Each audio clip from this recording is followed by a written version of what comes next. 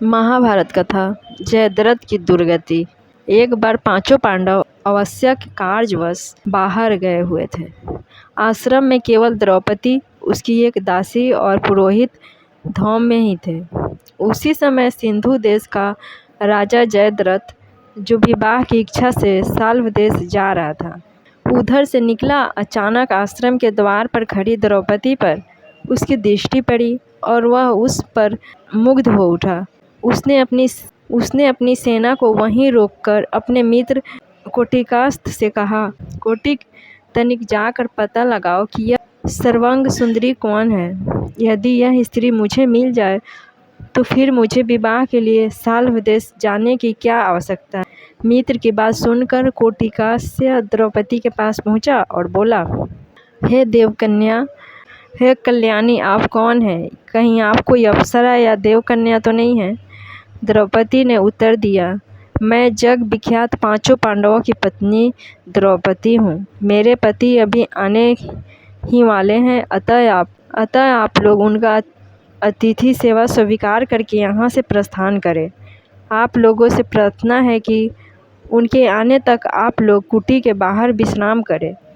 मैं आप लोगों के भोजन का प्रबंध करती हूँ। कोटिकस्य ने जयद्रथ के पास जाकर द्रौपदी का परिचय दिया। परिचय जानने पर जयद्रथ ने द्रौपदी के पास जाकर कहा, हे द्रौपदी, तुम उन लोगों की पत्नी हो जो वन में मारे मारे फिरते हैं और तुम्हें किसी भी प्रकार का सुख वैभव प्रदान नहीं कर पाते हैं। तुम पांडवों को त्याग कर मुझसे विवाह कर लो और संपूर्ण सिंधु तथा सौबीर देश का राजमुख भोगो। जयद्रथ के वचनों को सुनकर द्रौपदी ने उसे बहुत धिक्कारा, किंतु कामंथ जयद्रथ पर उसके धिक्कार का कोई प्रभाव नहीं पड़ा और उसने द्रौपदी को शक्तिपूर्वक खींचकर अपने रथ में बैठा लिया। गुरु धौम्य द्रौपदी की रक्षा के लिए आए तो जयद्रथ ने उसे वहीं भूमि पर पटक दिया और अपना रथ वहां से भगाने लगा। द्रौपदी रथ में विलाप कर रही थी और गुरु धौम्य पांडवों को पुकारते हुए रथ के पीछे पीछे दौड़ रहे थे। कुछ समय पश्चात जब पांडवगण वापस लौटे तो रो रो कर कलपते दासी ने उन्हें सारा वृतांत कहकर सुना। सब कुछ जानने पर पांडवों ने जयद्रथ का पीछा किया और शीघ्र ही उसकी सेना सहित उसे घेर लिया। दोनों पक्षों में घोर युद्ध होने लगा। पांडवों के पराक्रम से जयद्रथ के सब भाई और कोटिकस्य मारे गए तथा उसकी सेना रणभूमि छोड़कर भाग निकली। सहदेव ने द्रौपदी सहित जयद्रथ के रथ पर अधिकार जमा लिया। जयद्रथ अपनी सेना को भागते देखकर स्वयं ही पैदल ही भागने लगा। सहदेव को छोड़कर शेष पांडव भागते हुए जयद्रथ का पीछा करने लगे। भीम तथा अर्जुन ने लपक कर जयद्रथ को आगे से घेर लिया और उसकी चोटी पकड़ ली। फिर क्रोध में आकर भीम ने उसे पृथ्वी पर पटक दिया और लात घुसों से उसकी मरम्मत करने लगे।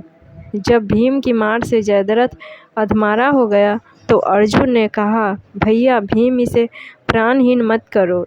इसके कर्मों का दंड हमारे बड़े भाई युधिष्ठिर देंगे। अर्जुन के वचन सुनकर भीम ने जयद्रथ के केशों को अर्धचंद्राकार बाणों से मुंड कर 5 चोटी रख दी और उसे बांधकर युधिष्ठिर के सामने प्रस्तुत कर दिया।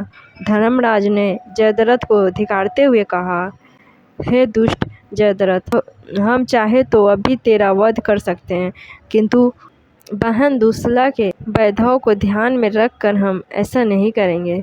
जा, तुझे मुक्त किया। यह सुनकर जयद्रथ कांतिहीन हो लज्जा से सिर झुकाए वहाँ से चला गया।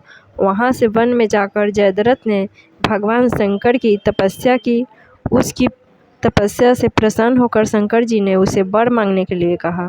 इस पर जयद्रथ बोला, भगवान, मैं युद्ध में पांचों पांडवों पर विजय प्राप्त करने का वर मांगता हूँ। इस पर भगवान शंकर ने अपनी असमर्थता प्रकट करते हुए जयद्रथ से कहा, हे जयद्रथ, पांडव अजय हैं और ऐसा होना असंभव है। श्री कृष्ण नारायण के और अर्जुन नर के अवतार हैं।